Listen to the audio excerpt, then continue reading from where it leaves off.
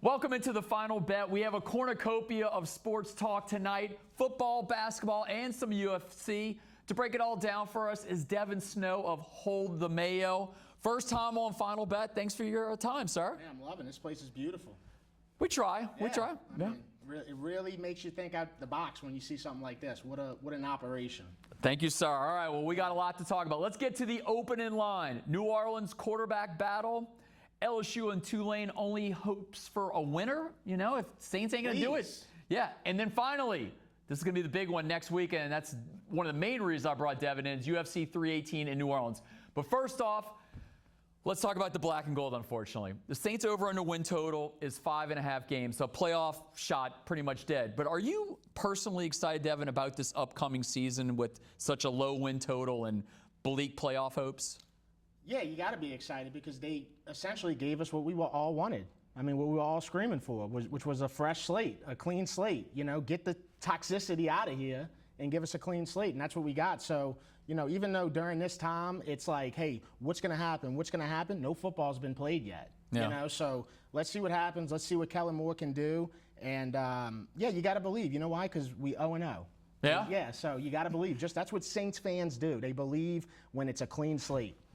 So does at least the quarterback battle kind of bring you in? Because OTAs and minicamp, people are charting their incompletions every practice, which is blowing my mind. I've never seen reporters track every OTA and minicamp practice because they had Drew Brees forever. Right. We're not charting his passes. Yeah, he's good in OTAs. Yeah. But this time around, you got Rattler going against Shuck, and everybody's like, oh, 11-12 today, 9-12. Does that pique your interest when we got an actual legitimate battle going? Yeah, absolutely, because it's two young guys. So it's two guys that we kind of uncertain on. And we basically just got to see, hey, which one is going to take the next step to be the leader of the Saints team, right? Is it going to be Rattler? Is it going to be Shuck? A lot of great things have been said about Shuck. But, again, nobody's played football yet, right? So that's why we tracking. That's why we, hey, what's going on? You know what I'm saying? Because we're looking for a leader. We're looking to be back in that situation, maybe not as holy as it was with Drew Brees, but, something to where we're secure at the quarterback position. We hoping that we got that. Yeah. You talk about 0-0. For Saints fans like you, is patience running out? How you talk to the guys on Sunday night on Spread Quarters? Obviously, they're a little more rowdy on there, but for the most sane fans, are they just cool right now, or is their patience they missed the playoffs 4 years in a row. This is unheard of. We're talking Katrina times right now. Right. Well, talking about the word patience, if we could be as patient as we were for all them years before Katrina, we can do it again. Now, the internet has changed everything because everybody's got an opinion. Anybody can dog on anybody, blah, blah, blah. But at the end of the day, we got to be patient. What are you going to do? Not watch them? I mean, you know what I'm saying? If the Saints start 2-0, I mean, we as happy as we in Magic Kingdom, you know? So I've seen it happen too many times to where it can switch like this when the Saints win a couple games. So, yeah, we're going to be patient. I think people just naturally like to hate on the Saints right now because, they haven't made the playoffs in 4 years. They haven't. I mean, last year was brutal. Last year was brutal, man. So Dennis Allen is gone, and I'm sure a lot of people in New Orleans had their problems with him. Is that another reason to be positive, as you could see what Kellen Moore did last year? Came to New Orleans with Jalen Hurts, and they destroyed the Kansas City Chiefs. Is that something else that people, I guess, can hold tight to is, hey, we got a winner in Kellen Moore? Yeah. Well, I think the whole Dennis Allen era was proven that it wasn't going to work. So for it to be here any longer was just obnoxious, right? Same thing with the guy that we had at quarterback. We have removed these guys, and now we got what everybody wanted. So why not? You know what I'm saying? Why not? Let's just see what happens. Hey, we may struggle the entire year again, but at least they trying. You know what I'm saying? At least they trying to make a different change. And, that's all you can really say about it because, again, no football's been played, and we just got to see if these guys that we got at quarterback are good, if this team is going to be something or not. So obviously Drew Brees brought the Saints to new levels there, but back in the days when they weren't winning, you get excited about John Fourcade and all these other guys. Who's your all-time? Who's your favorite quarterback in the black and gold? Okay, so I'll tell you this: the first time the first Saints jersey I had Okay. was a Danny Werfel jersey. Okay? It was followed up by a Kerry Collins jersey. A Kerry Collins jersey. My stepdad got me a Kerry Collins jersey. I was mad. You know, even as a kid, I was mad. I was like, who is Kerry Collins? You know what I'm saying? But that just gives you an idea when I started, like, really, like, you know. Dude, the late 90s were the lean years. Oh, man, it was brutal. Yeah. Because you lost in the worst ways. Yes. Last second. I mean, you talk about the Tim Couch pass against the Browns. Halloween. That was like classic Saints way to lose football right there, right? Then Jeff Blake came. Jeff Blake got hurt. Aaron Brooks stepped in, won a playoff game. That's why I always say Aaron Brooks, that's a true Saints Hall of Famer right there. He just really is. You know what I'm saying? Because he won the Saints' first playoff game. Hakeem dropped the ball. Like, we saw, like, some bright spots, and then we kind of went back to, you know, boom, Drew Brees, you know? So I've seen it in shambles before. And I know that it can get turned around, you know, under a guy. Look at Sean Payton. Look at Kellen Moore. You know, I'm not saying that they're exact the same, but, you know, the age, the youth, the energy, you know, all that stuff, that could be the same. Yeah, so maybe Drew Brees 1, Cajun Cannon 2? Oh, to answer your question, all right, obviously Drew Brees, but if you take him out the picture, I love Deuce McAllister. I love Joe Horn. I thought Joe Horn was great. Just more current, I loved Reggie Bush. You know, even though people like to say, hey, it maybe didn't pan out, whatever. Super Bowl, baby. Let me tell you, man. People don't even they don't even buy tickets unless we draft Reggie Bush. Nobody knew that Sean Payton was going to be a wizard coach. Nobody knew that Drew Brees was going to be a Hall of Famer. No, not in 2006. Dude, we knew that. We drafted Reggie Bush with the 2nd overall pick. We were supposed to get Mario Williams. Something happened. We still don't know what. And that's what kind of changed. That's what got butts in seats right there. So as far as like a guy that really like brought the city, the excitement back, got to give it to Reggie Bush, one of my favorite Saints of all time. All right. We're going to move from the Saints to LSU. We talk about the bleakness of the Saints probably with their 5.5 over win total. Is LSU our only chance of some success in South Louisiana this year? Real title talk? Yeah, well, if they win that first game against Clemson. And look, I like Brian Kelly. I do. I think he's a really good football mind. I think he answers questions very detailed. You know, he could tell you exactly what's going on. Got to win game 1. Just has to happen. So this is a big game right away because nobody likes losing in college football right off the jump. While you're watching all the other teams, you know, win the first game. So, and I get that we play harder teams, but you know what? That's why we LSU. That's why we in the SEC. That's why all these things that we constantly brag about. Okay, well, let's go beat Clemson. I think that they got the best shot out of all of our teams. You know, Nussmeier looks great. I was at Manning camp. I think we got a great receiver core. There's some young guys that are going to be really good that maybe were just kind of playing a little bit last year. So I feel good about it. What do you think the relationship is with Tulane and New Orleans? Is if they're winning, New Orleans fans will jump on board Tulane? Because obviously there's not a lot of alumni here. What do you think's the relationship with New Orleanians in the Tulane Green Wave?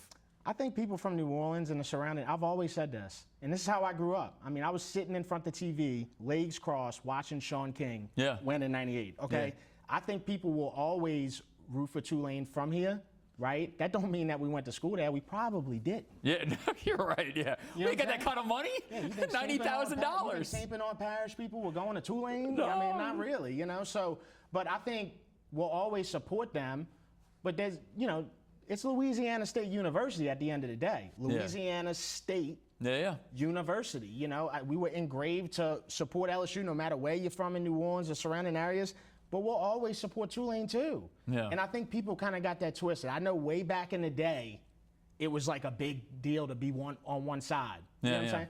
But I'm 33 years old, and it's always been go LSU, go Tulane. It's always been that way, especially on the South Shore. When we talk about over-under win totals, the Pelicans have a low over-under win total also. What's your relationship right now with the Pelicans? Are you just kind of like, don't even want to think about the Pelicans right now? I'm in an open relationship. No, I think that, like, you know, again, this is kind of like similar to the Saints. Just been brutal the last few years. Just been brutal. We've tried a couple different eras, you know, that really didn't work out. But just like this, I said about the Saints, I'm excited about the Pelicans because they cleaned the slate. I think that Dumas is getting that softness out of here. Okay, and I think that softness kind of went down to the fans as well. Oh, he's missing a game tonight. Oh, well, it's the right thing to do. Yeah. Oh, it's the right thing to do. Yeah. No, how about the right thing to do is leave it all out on the court and win some basketball games. That's the right thing to do. You know what I'm saying? So I think that Dumas is going to bring that energy. He was aggressive in the draft. I mean, you can't knock him as of now. I mean, he went and got pieces that, could help pretty soon. Yeah. All right, we did a lot of football and basketball talk. Next block, all UFC, so stick around. All right, let's talk some UFC 318. The main event is Max Holloway versus Dustin Poirier. This is the trilogy. Poirier won the first 2 fights. Would he be considered the favorite in this third fight? Yeah, I'd say he's the favorite. Okay. Yeah, and the way that Dustin Poirier is, every fight he looks like, what I'm saying, he could end somebody. It's always entertaining. Yeah. Always entertaining, heavy punches. He really leaves it all out in the octagon. I think he's got a great shot. I mean, Max Holloway is a beast, though. Mm-hmm. And here's the thing about Max Holloway. He's one of the most likable guys in the UFC, like top 3 most likable guys. Oh, okay. So if Poirier's in the top 3, 2 most likable guys, Max Holloway is too. Even people in New Orleans love this guy. Yeah, so you said they're both likable. So Poirier, this is his last fight. He's from Lafayette. Yeah. Is this going to be a pro Poirier crowd next Saturday night? Absolutely. Okay. Absolutely. And there's something about a guy from Louisiana just in general. It doesn't matter what sport it is, but when you put it in fighting, that's, to me, it's like, what better guy to root for than a guy from Louisiana that will fight for a victory. You know what I'm saying? And that's what Poirier is. And if you watch any of his fights, he is just leaving it all in the octagon every single time. Always entertaining. Always. I mean, I watched a fight with Poirier and Dan Hooker. This is a few years back. And I was sitting on the couch with my grandpa in Gulf Shores.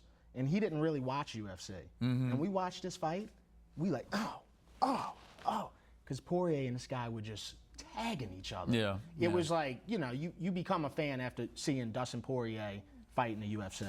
So I know there's a lot of people that go into retirement and they come back. Is this the last we're going to see of Diamond Poirier the next Saturday, or do you think he's just emotional right now? And Tyson Fury's come back like 3 or 4 times in the boxing ring after retiring. I think so. Yeah. I think so. I think that he's a family man, and he's got a lot of stuff that he's already been doing since he's been in the UFC. A lot of side gigs, a lot of like the hot sauce. Celsius. I think he could do the commentating. He's got a lot of things he can do. And it's like, what else do you have left to prove? Poirier's, he's done it all. And a lot of people would say, hey, well, why don't you go fight Elia to Poirier or whatever, I just don't think he has anything left to prove. I think he's an absolute legend. Yeah. All right, so that's the main draw, the big fight. Is there an undercard fight or somewhere I don't know that we should keep our eye on? Because there's 9, 10 fights before the main event? Yeah, Brendan Allen, who's a Covington kid. Okay, so we have more locals in these fights. Yeah. Okay. Brendan Allen's a Covington kid. Another guy goes in the octagon. He's going to leave it all in there. And I'm not just trying to be generic when I say that. Like, he literally just leaves blood, sweat, and tears in the octagon. He's going to put on a show. And he's facing Marvin Vettori, and they have real beef. So they went at each other in the casino. Oh, wow. Went swinging at each other in the casino. So this is real beef. Okay. And that'll be on the prelims. He should be on the main card. I don't know why he's not. It's absolutely incredible. So ESPN broadcasts before the main card. ESPN Plus. Yeah. So people don't even have to pay. They can see that on just basic. Absolutely, yeah. And he's a good guy to support. He's a Louisiana guy through and through. And then you also got Carly Judas, who's also from Louisiana. I want to say she's from Shreveport. Don't hold me to it. Anyway, up north. Yeah. Okay, she'll be fighting on the prelims too. And her last fight, she looked amazing. Okay. Finished her opponent, everything. So those are the 2 other Louisiana people. You got guys like Kevin Holland, who's well known in the UFC, very entertaining fighter. You got Patricio Pitbull, who's fighting. Dan 50K Ige. They call him Dan 50K Ige for a reason. This guy showed up on a few hours short notice and took a fight last year. For 50K? Well, because he's always getting fight at a night. Oh, okay, So when you get fight at a night in the UFC, you get an extra 50K.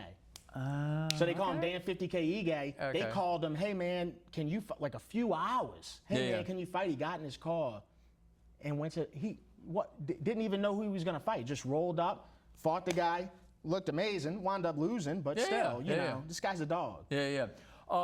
So, Devin, how many of these UFC events have you been to in the past? And are you going to be like losing your mind next Saturday night that a main event is in New Orleans at the Smoothie King Center? Well, and I've been waiting for this to come to New Orleans. Now, don't get me wrong, a fight night came, over 10 years ago. Okay. I have been waiting for a pay-per-view like this to come to New Orleans for years. I've been tagging Dana White, tagging Dustin Poirier. Okay. Yeah. And look, when you look at the history of New Orleans, what have we had? Not me, but my parents, my grandparents. Oh, yeah. This is a historic place for combat sports. Yeah. It just is. I mean, they were going to fights in the Superdome. I just think it's right. I think it's, and that's why you got to love a guy like Dustin Poirier, because he's the one that really made it happen. Okay, all right. Yeah. Speaking of legendary fighters, Conor McGregor hasn't fought in 4 years. Do UFC fans care that if he gets back in the ring or not? Are you excited like if he does get back in the ring? What is the relationship with UFC fans and Conor McGregor right now? He's the biggest star UFC ever had. I think UFC fans will always care somewhat about Conor McGregor. Problem is with Conor McGregor is he's on a losing streak, and he just hasn't looked like he's any better the last few times he's been in the octagon. He hasn't been in there a long time. I know I heard them talking about putting UFC at the White House. That would be like the kind of event you would maybe see Conor McGregor fight at, the White House event. But he's looking for prize fights. But then again, he's not really fighting. And then he's got to enter the pool for the drug test and all that stuff. All that matters, man. So I don't think we'll see Conor McGregor fight again. I don't. I think it's over. Yeah. Well, because he was in Roadhouse. He's been in movies. You might see him fight in Roadhouse too. Okay. But not, I just don't see it. It'd have to be something like, they fighting at the White House. Okay. The night before UFC, they have slap fighting. Do you have any interest in this? And what's going to be going on with this? Are you excited about slap fighting? Of course. Yeah, all right. Yeah. It's interesting. I'm going to go do the media next week for that and the UFC. And, the first question I want to ask the Power Slap guys is, how do you practice for this? How do you get ready to get just the spit slapped out of you? It's not for everybody, but it's pretty entertaining. Once you lock eyes on it, it's like, okay, well, this guy's about to slap this guy into oblivion, and then the other guy gets another slap. I'm interested. Dana White loves it. I mean, obviously he started it, but he promotes it, he pushes it. So it's something unique that you can go check out. The week of UFC. Finally, your company's Hold the Mayo. Yes. I never asked you this. How do you actually come up with the name Hold the Mayo? Okay, I could start with I don't like, I'm not a big fan of mayo. So wait, this is going to blow your mind. When I get roast beef, debris roast beef po' boy, I do mayo only. Wow. Just mayo only. No lettuce, no tomato, no nothing. Wow, man. No. I love just. That's one of the only things I use mayo on. I love the debris roast beef. I had a bad experience with mayo. Okay. Yeah, all right. I was in first grade. We go to get the burger, the fries in the cafeteria down in Chalmette. I'm at Joe Davies at the time. We go to get the burger. I'm actually at Miro Elementary at the time. It's not even there no more. We go to get burger and fries, and then you'd have pudding. They'd have vanilla pudding. Usually, they'd have vanilla pudding. So you'd pick up your dessert after you get your burger and fries. Well, I eat my burger, I eat my fries. Pick up my dessert. I take a bite. Girl sitting across from me, I got a crush on. Huge crush on. I take a bite of it. It's mayonnaise. It's not vanilla pudding. It's mayonnaise. Dude, I start throwing up and stuff. The girl's right there. I'm just like, oh, dude, this is terrible. And that really scarred me from mayo. Because I was eating it on bologna sandwiches and stuff. So wait, there's something that scarred you as a young child. You made your vernacular. You are Hold the Mayo. Anybody that knows me knows me. Yeah. Whether a girl or guy, whatever, they know I don't mess with mayo and sour cream and all this stuff. Yeah, because I always talk about it. Yeah, but why I created Hold the Mayo, to be honest with you, the name, it's catchy. Okay. Man, I could be in an Xbox lobby playing Call of Duty. They see my name, Hold the Mayo. They have no clue who I am, and they're like, Hold the Mayo. Man, I like that. It makes you want to ask a question. What's going on? What's that about? It's almost marketing. Yeah. So, and that's why I stuck with it, and I love it, man. I love when people call me Mayo. Look at my legs, man. I'm Mayo, so it worked out. See, I'm getting to the depth of journalism here, asking Devin how he got the name. Yeah, absolutely. Devin, appreciate your time tonight. Absolutely, Thank you. All right, coming up, we'll have the bet of the week.